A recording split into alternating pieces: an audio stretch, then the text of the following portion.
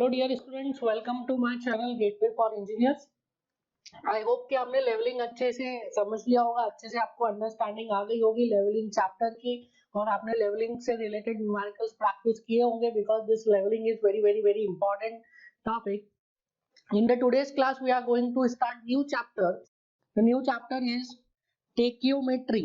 Now before starting the chapter tachyometry हम पहले समझते हैं what is a tachyometer. Now tacheometer कुछ नहीं है. टेक्योमीटर जो थियोडोलाइट है, थियोडोलाइट का ही एक स्पेशल वर्जन है जिसको हम क्या कहते हैं, टेक्योमीटर कहते हैं. देखिए हमने लेवलिंग में कई सारे लेवलिंग इंस्ट्रूमेंट्स देखे थे, that is auto level, dumpy level, theodolite, electronic theodolite, total station.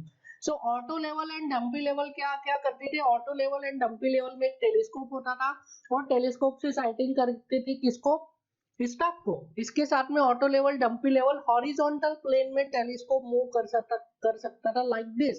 So auto level dumpy level क्या करते थे, हॉरिजॉन्टल एंगल मेजर करते थे और साइटिंग करते थे स्टाफ को. नाउ थियोडोलाइट क्या करता है, थियोडोलाइट का जो टेलीस्कोप है, ये जो टेलीस्कोप है ये हॉरिजॉन्टल प्लेन पर भी रोटेट हो सकता है और टेलीस्कोप वर्टिकल प्लेन में भी रोटेट हो सकता है.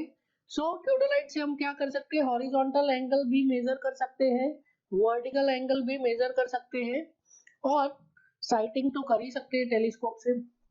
सो टेक्योमीटर क्या है, tacheometer is a special type of theodolite. So इसमें क्या रहता है, हमने पढ़ा था थियोडोलाइट के आई पीस पर क्या रहता है, एक क्रॉस हेयर रहता है. सो थियोडोलाइट के आई पीस पे हमने पढ़ा था there was a cross hair. कैसा था क्रॉस हेयर, क्रॉस हेयर में दो लाइंस थी. सो क्रॉस हेयर में इस तरीके से दो लाइंस थी, किसमें, थियोडोलाइट में. एंड इसको हमने क्या बोला था, this one is axial hair.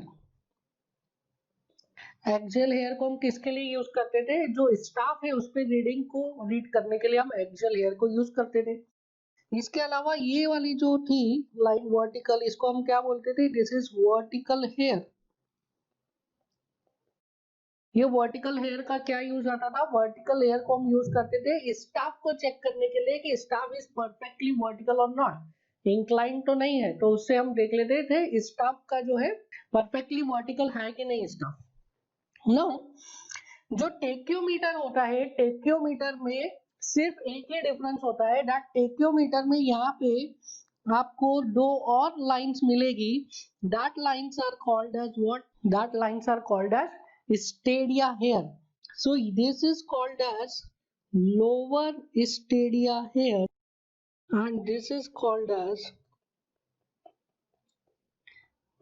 upper stadia hair. Now ये क्यों किया, स्टेडिया हेयर क्यों बनाया, क्योंकि ये एक छोटा सा इंस्ट्रूमेंट में चेंज करके हम क्या कर सकते हैं, हम इजीली दो पॉइंट्स के बीच का डिस्टेंस मेजर कर सकते हैं. सो अभी तक हम जो थियोडोलाइट है उसको किसके लिए यूज करते थे, थियोडोलाइट को यूज करते थे हम हॉरिजॉन्टल एंगल के लिए, वर्टिकल एंगल के लिए और साइटिंग करने के लिए. बट अगर स्टेडिया हेयर्स को हम इंट्रोड्यूस कर देते हैं थियोडोलाइट में, छोटा सा मॉडिफिकेशन कर देते हैं, तो उससे क्या कर सकते हैं, हम हॉरिजॉन्टल डिस्टेंस बिटवीन जिस पॉइंट पे आपने स्टाफ को रखा है और जिस पॉइंट पे आपने अपने इंस्ट्रूमेंट को रखा है, उन दोनों पॉइंट्स के बीच में आप हॉरिजॉन्टल डिस्टेंस मेजर कर सकते हैं by using this stadia hair. That is why जो थियोडोलाइट जिसमें कि स्टेडिया हेयर्स रहते हैं along with the cross hair, अगर क्रॉस हेयर में स्टेडिया हेयर भी रहता है तो उस थियोडोलाइट को हम क्या बोलते हैं, उस थियोडोलाइट को हम बोलते हैं टेक्योमीटर. सो टेक्योमीटर क्या है, एक एडवांस वर्जन है किसका, थियोडोलाइट का. Now please right in this, tacheometer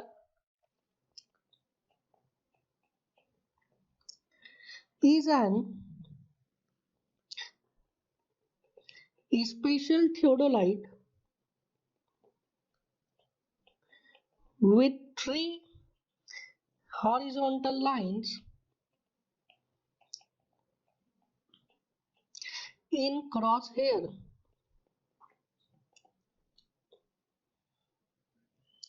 which gives, or I can write through which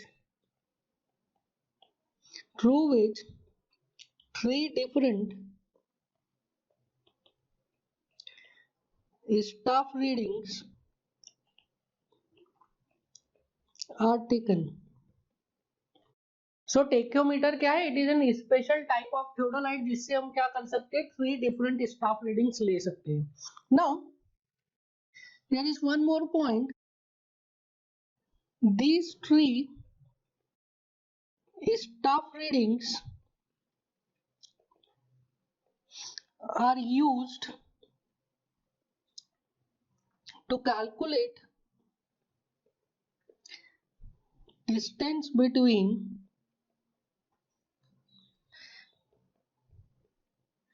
instrument and staff. So ये जो है थ्री जो है स्टाफ रीडिंग्स है, इससे हम क्या कर सकते हैं? इससे हम इंस्ट्रूमेंट और स्टाफ के बीच में इजीली डिस्टेंस कैलकुलेट कर सकते हैं। नाउ थोड़ा सा और एनालाइज करते हैं, इसको। So suppose this is an instrument station and this is tachyometer. The profile of land is like this. उससे कुछ फर्क नहीं पड़ता है कैसा भी प्रोफाइल हो। Here I am holding a staff like this. Now अब अगर यहाँ पे मैं देखूं तो मुझे इधर से आई पीस में क्या दिखेगा? I will be able to see crosshair and cross hair में मुझे कितनी लाइंस दिखेगी? One vertical and along with three horizontal. So ये देखेगा हमको। एंड यहां से जो मेरा लाइन ऑफ साइट जाएगा, ये जो हमारा लाइन ऑफ साइट है, this line of sight will be like this. So जो स्टाफ पे मुझे रीडिंग मिलेगी, स्टाफ पे तीन रीडिंग्स मिलेगी और उन तीन रीडिंग्स का मैं क्या नेमिंग नोमेनक्लेचर दे रहा हूं। जो सबसे नीचे वाला रीडिंग है that is S1, intermediate S2 and top वाला इज S3। सो स्टाफ पे कितने रीडिंग्स मिल रही है? स्टाफ पे तीन रीडिंग्स मिल रही है। जो सबसे बॉटम वाली रीडिंग है दैट इज S1, मिडिल वाली S2 एंड टॉप वाली इज S3। नाउ ये जो स्टाफ पे हमें रीडिंग्स मिल रही है, इन तीनों रीडिंग्स का जो डिफरेंस है it is called as staff intercept.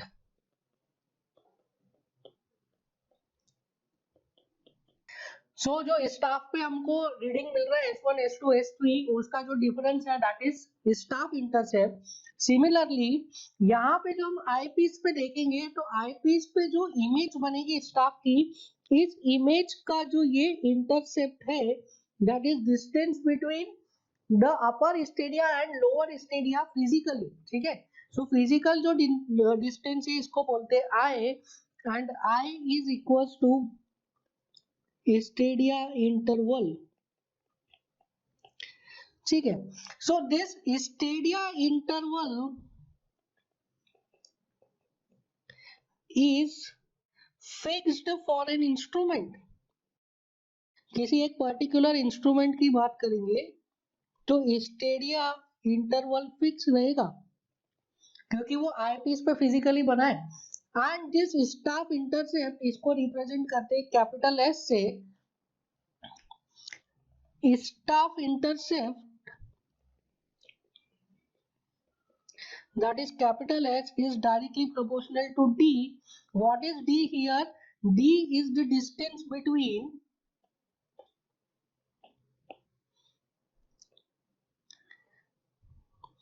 this is capital D, that is the distance between instrument and staff.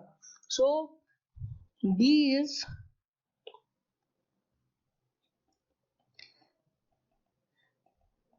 distance between instrument and staff.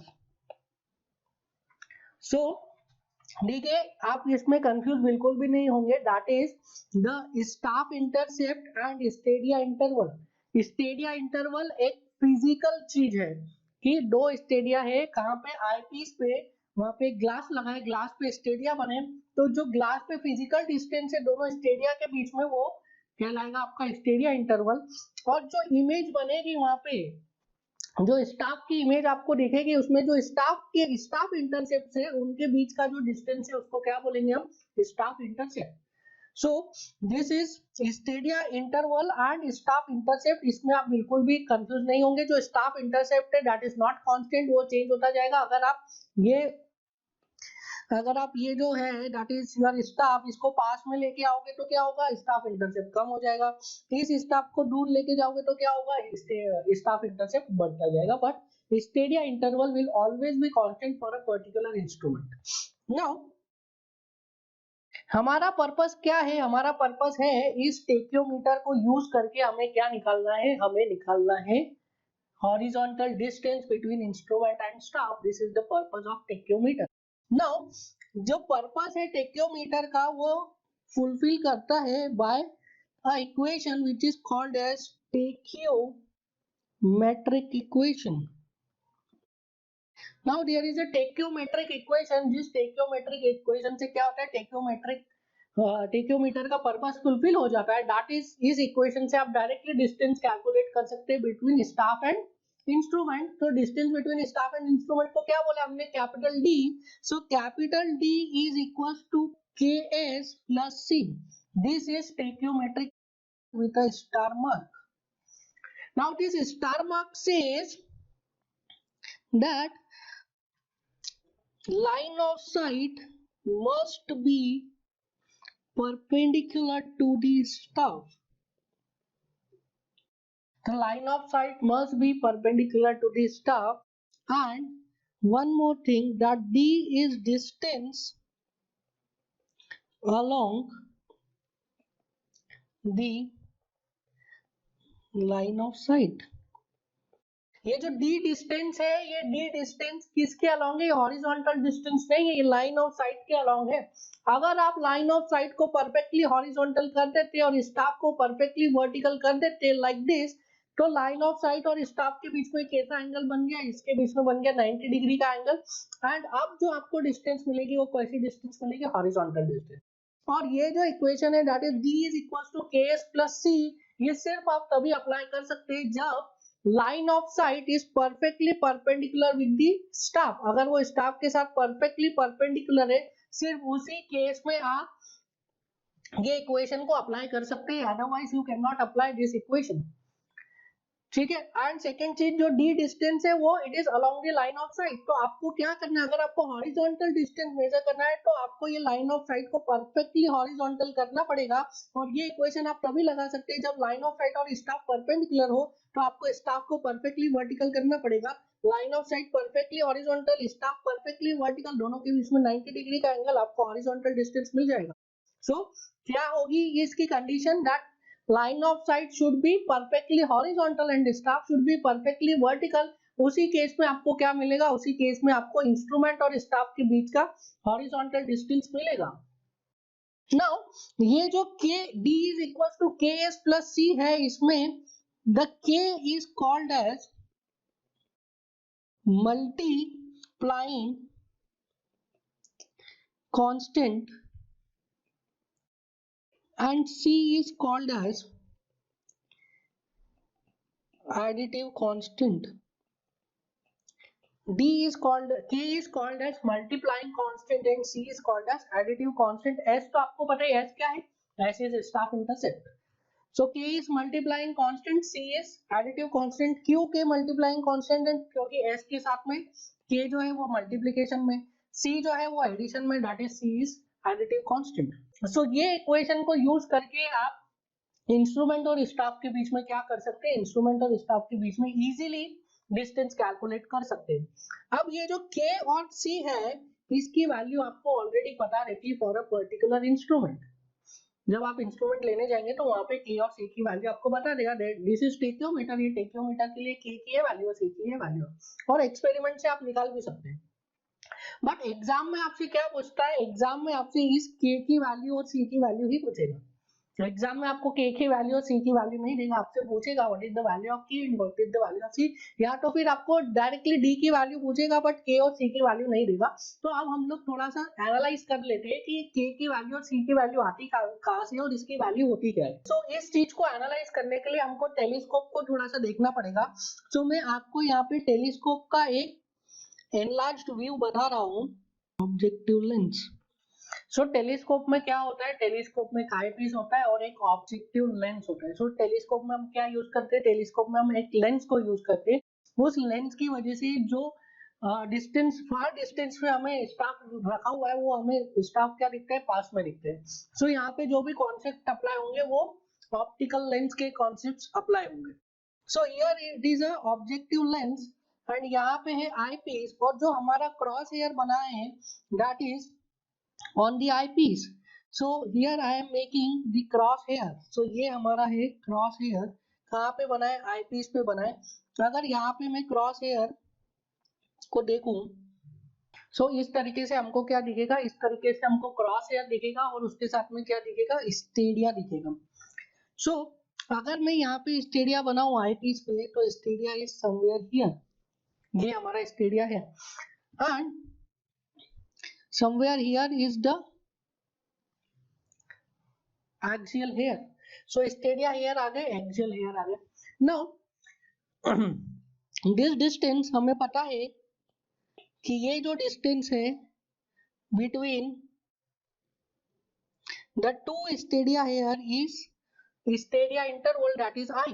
ये distance हमें पता है, that distance between two stadia hair is stadia intercept, that is I. Now अब क्या करेंगे, जब हम sighting करते हैं, so suppose I am assuming कि here is a station and उस स्टेशन पे एक स्टाफ रखा हुआ है लाइक दिस, और मैं क्या कर रहा हूँ, इस स्टाफ को साइट कर रहा हूँ।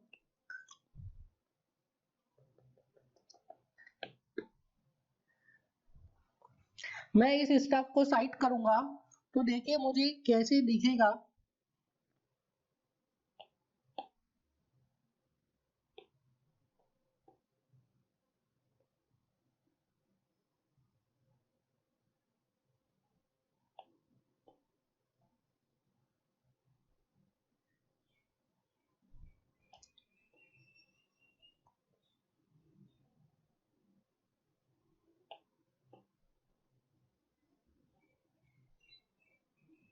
So this is point S1, this is S2 and this is S3. Now इस तरीके से हमें दिखेगा, आपको थोड़ा सा एक एनलार्ज करके बता देते हैं एक बार। सो जब यहाँ से हमने साइट करना स्टार्ट किया तो एक रे निकलेगी जो इधर जाएगी। Now this is a point, जिस पॉइंट पे सारी रेज मीट कर रही है, ये आपने पढ़ा होगा अपने टेक्निकल बचपन में, this is called as focus. और ये जो ऑब्जेक्टिव लेंस है इसका जो सेंटर है, this is called as what, this is called as optical centre, O. So I am writing this point, this point is F and this point is O. So जो optical centre से focus की distance होती है उसको हम क्या बोलते हैं, उसको हम बोलते हैं focal length, small f। And जो ऑप्टिकल सेंटर से ऑब्जेक्ट की डिस्टेंस होती है उसको क्या बोलते हैं हम, u। एंड जो ऑप्टिकल सेंटर से जिस पॉइंट पे इमेज बनती है उसकी लेंथ को हम क्या बोलते हैं, उसकी लेंथ को हम बोलते हैं v। सो आपने अपने 11th-12th में जब आपने ऑप्टिकल लेंस पढ़ा होगा तो आपने पढ़ा होगा that 1/v plus 1/u is equal to 1/f, ये आपने पढ़ा होगा आपने। बट हमारा यहाँ पे जो कंसिडरेशन है वो 1/v 1/u 1/f निकालना नहीं है, हमें तो क्या निकालना है, हमें तो हॉरिजॉन्टल डिस्टेंस निकालना है। कहाँ से, हमें हॉरिजॉन्टल डिस्टेंस निकालना है from the instrument station to the staff. तो अब यहाँ पे ये जो टेलीस्कोप है इसमें इंस्ट्रूमेंट स्टेशन का पॉइंट कैसे देखेंगे, तो suppose this is a theodolite, और थियोडोलाइट में जिस पॉइंट पे आपका स्टाफ का टेलीस्कोप का सेंटर होता है उसी पॉइंट के नीचे एक हुक होता है, और हुक पे आप क्या करते हैं, एक प्लम बॉब को हैंग करते हैं, जिस पॉइंट पे प्लम बॉब नीचे लैंड को टच करता है उस पॉइंट को आप क्या बोलते हैं, इंस्ट्रूमेंट स्टेशन। सो ये टेलीस्कोप के सेंटर से व्हाट आई एम डूइंग, ये वाली इक्वेशन को हम थोड़ा सा नीचे लिखेंगे। सो टेलीस्कोप के सेंटर से what I am doing, I am hanging a plum Bob, और ये प्लम बॉब जिस पॉइंट पे जा रहा है this is instrument station I, और मुझे क्या निकालना है, इस इंस्ट्रूमेंट स्टेशन से स्टाफ का डिस्टेंस निकालना है, that is capital D. So I want to calculate the value of this capital D, that is distance between instrument station and the staff reading, और मुझे पता क्या है, that 1/v plus 1/u is equal to 1/f, ये हमें पता है। Now अब देखिए, आप प्लीज ट्राई टू अंडरस्टैंड, एक चीज और हमें पता रहती है इंस्ट्रूमेंट के साथ, that is the distance between axis, the distance between centre of telescope and objective lens, इसको हम बोलते हैं small D. So small D हमें पता है that it is the distance between the axis, बोलते हैं इसको एक्सिस ऑफ इंस्ट्रूमेंट, जो सेंटर ऑफ टेलीस्कोप है इसको बोलते हैं axis of instrument. So axis of instrument से जो हमारा, जहां पे हमारा ऑब्जेक्टिव लेंस है उसका डिस्टेंस हमें पता रहता है। So this distance is known to us, what we want to calculate, we want to calculate the value of capital D. So capital D की वैल्यू कैलकुलेट करने के लिए हम दो सिमिलर ट्रायंगल्स लेते हैं, that is OS1S3, this is one triangle OS1S3, और दूसरा जो ट्रायंगल लेते हैं that is O and this stadia interval, stadia interval और O के बीच में जो दूसरा एंगल, दूसरा ट्रायंगल बन रहा है उसको लेते हैं। सो आई कैन राइट, देखिए this length is what I, this length is S, so I can right this length is S and this length is I, जो हमने ऑलरेडी यहाँ पे डिनोट करके रखा है। So I can write I upon S is equals to, this length is V and this length is U, so this is equals to V by U। लिख सकता हूँ मैं सिमिलर ट्रायंगल की प्रॉपर्टी से, I upon S is equals to V by U, that is I upon S is equals to V by U। लिख सकते, ऐसा भी लिख सकते आप I upon V is equals to S by U, एक ही बात है। So from here I will get the value of U, that U is equals to V into S upon I। यहाँ से मुझे U की वैल्यू मिल गई। now मुझे निकालना क्या है, मुझे निकालना है capital D। Capital D is with distance, this distance is capital D, this distance is capital D, तो मैं क्या D को लिख सकता, it is U plus small d, this is U plus small d। so what I want to calculate capital D, it is U plus small d, so capital D is equals to U plus V in, sorry, so capital D is equals to V into S upon I plus small d। now एक equation हमारे पास ये है, this is equation 1, एक equation ये है, this is equation 2। By equation 1 and 2 आप जब इसको सॉल्व करेंगे you will get the value of D is equals to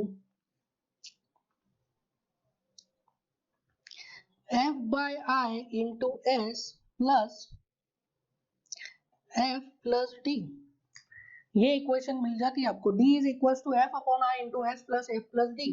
सो अगर इस इक्वेशन को मैं कंपेयर करूं D is equals to KS plus C से, so comparing both equations, this is equation A, this is equation B, comparing you can write capital K is equals to F by I and C is equals to F plus D, where F is focal length of objective lens, objective lens का focal length है I, तो हमें पता है I इज स्टेडिया इंटरवल एंड small d is distance between axis of instrument and objective lens. So अगर आपको ये तीनों चीजें पता है तो आप क्या निकाल सकते हैं, आप निकाल सकते हैं the value of K and the value of सी। सी और के की वैल्यू आ गई, आप स्टाफ को रखिए, इंटरसेप्ट का वैल्यू लीजिए और आपको क्या मिल जाएगा, the value of D. D is equal to what, D is equal to K S plus C. Now आपको इसमें क्या क्या याद रखना है, this equation is very very very important, both this equations are very important for competitive examination point of view. Directly question में आपको देगा फोकल लेंथ देगा, आपको डी की वैल्यू देगा, that is distance between axis and objective length, आपको दे देगा staff sorry आपको दे देगा स्टेडिया इंटरवल की वैल्यू और आपसे पूछेगा डिस्टेंस का वैल्यू। सो कई बार इससे न्यूमेरिकल्स आ चुके हैं, डायरेक्टली न्यूमेरिकल्स आते हैं, आपको ये के की वैल्यू और सी की वैल्यू एकदम पता होनी चाहिए, एकदम याद होनी चाहिए। The first numerical is in an external focusing tachometer the fixed interval between stadia hairs. So fixed interval between stadia hair किसकी वैल्यू है, small I की वैल्यू है is 5 mm. The focal length of the objective is 25 centimeter.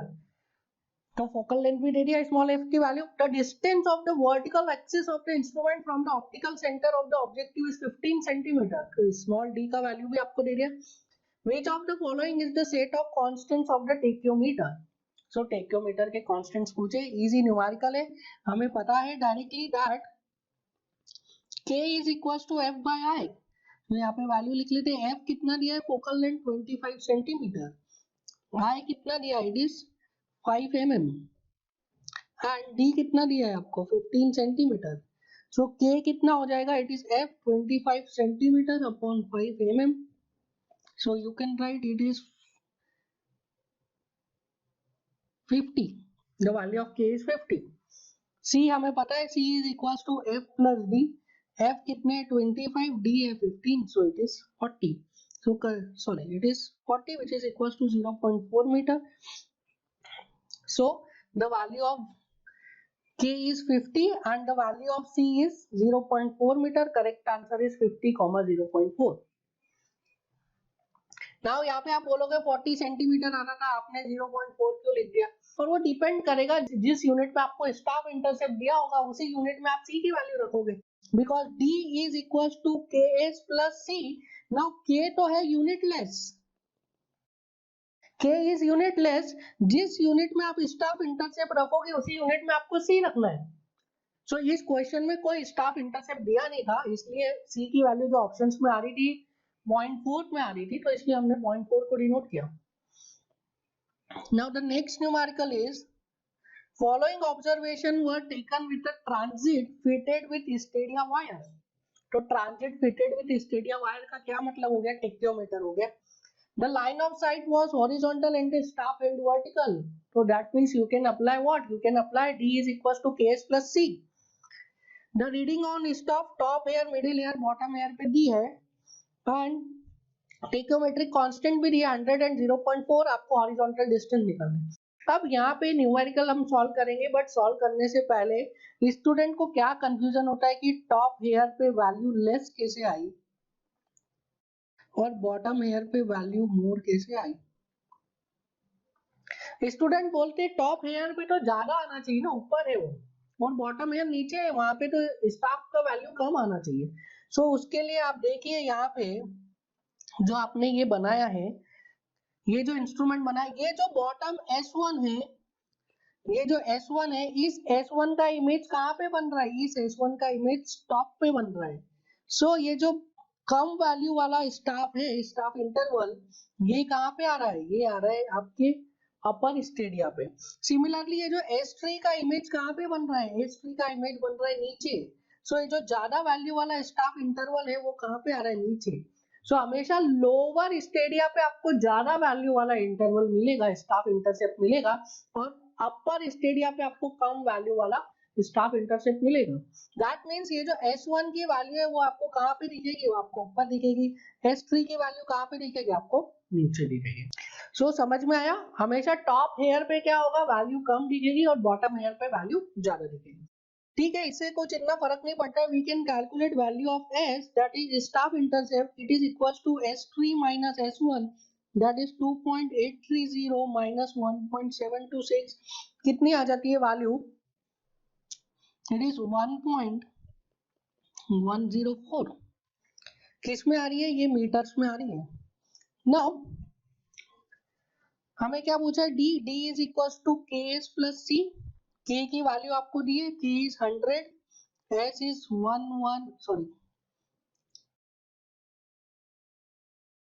1.104 plus C is 0.4। So directly value आ गई 0.8 meters. 0.8 meters. Very simple numerical. Now next numerical देखिए आप, this is for GATE 2008. The focal length of the objective glass of tachometer is 200 mm. So focal length दिया है हमको, f is equals to 200 mm. The distance between vertical axis of the tachometer and the optical center of the objective lens is 100 mm. So क्या है? Small d है, small d is 100 mm. The spacing between the upper and lower line of the diaphragm is 4 mm. So ये क्या है? 4 mm I की value है, small I की value. With the line of collimation perfectly horizontal, the staff intercept are 1 meter top, 2 meter middle and 3 meter bottom. So S की वैल्यू कितनी हो जाएगी? It is 3 minus 1, that is 2 meters. The horizontal distance between staff and the instrument is, देखिए यहाँ पे आपको ना तो आपको k की वैल्यू दी है, ना तो आपको c की वैल्यू दी है, आपको दोनों निकालना है। So I can write the value of k is f by I, which is equals to 200 by 4, which is equals to 50. Unit क्या होती है इसकी? Unitless. The value of c is d plus f. So the value of d is 100 mm and the value of f is 200 mm. So value is 300 mm. So value किस में आई है? M में। आपकी इसमें एस की value किस में? Metre में। तो इसको आप कन्वर्ट करोगे मीटर्स में। So from here I can calculate the value of capital D. Capital D is Ks plus C. So K is 50, S is 2 and C is 0.3. So the value of capital D is 100.3 meters. This is the answer. Correct answer is A. 100.3 meters. Simple enough. Next numerical देखिए.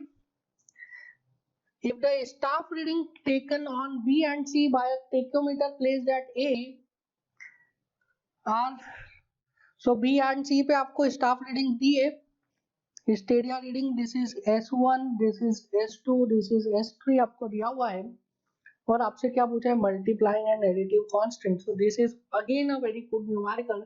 इसमें आपको ना focal length दिया है, ना आपको क्या दिया है? आई का वैल्यू दिया है, ना आपको स्मॉल डी का वैल्यू दिया है। सो इसमें आप कैसे करेंगे? You can write capital D is equal to K S plus C. So for first reading I can write capital T is equal to K into staff interval क्या है इसके लिए? 2.39 minus 1.23, it is 1.16। And second वाले के लिए क्या है? 2.91 minus 0.95, that is 1.96। 2.91 minus 0.95 कितना आ गया? 1.96।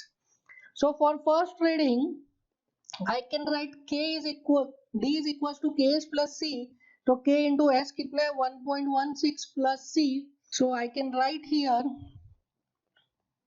d की वैल्यू कितनी है? 120 is equals to 1.16 k plus c, and for second reading I can again write d is equals to k into 1.96 plus c.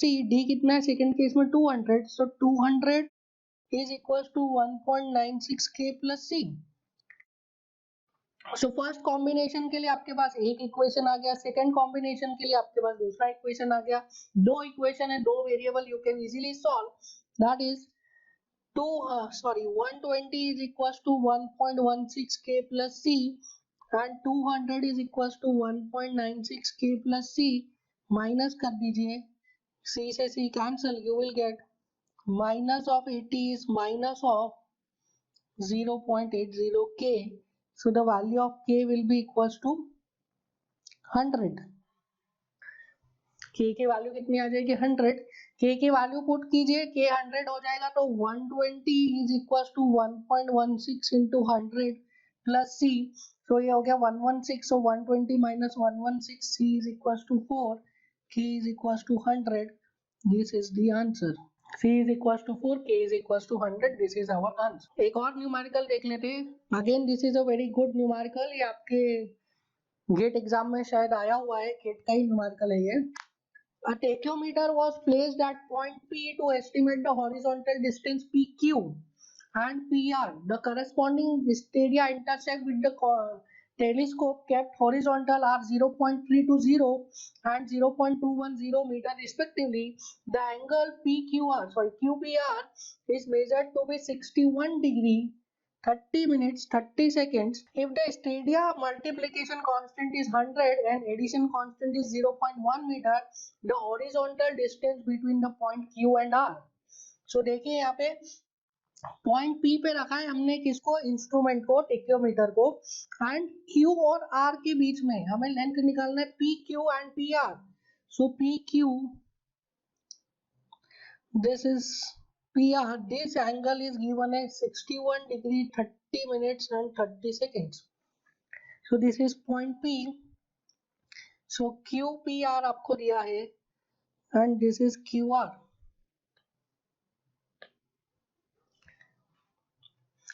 Now जब P से Q को देखा हमने तो स्टाफ इंटरसेप्ट क्या थे 0.320 एंड P से R को देखा तो स्टाफ इंटरसेप्ट क्या थे 0.210.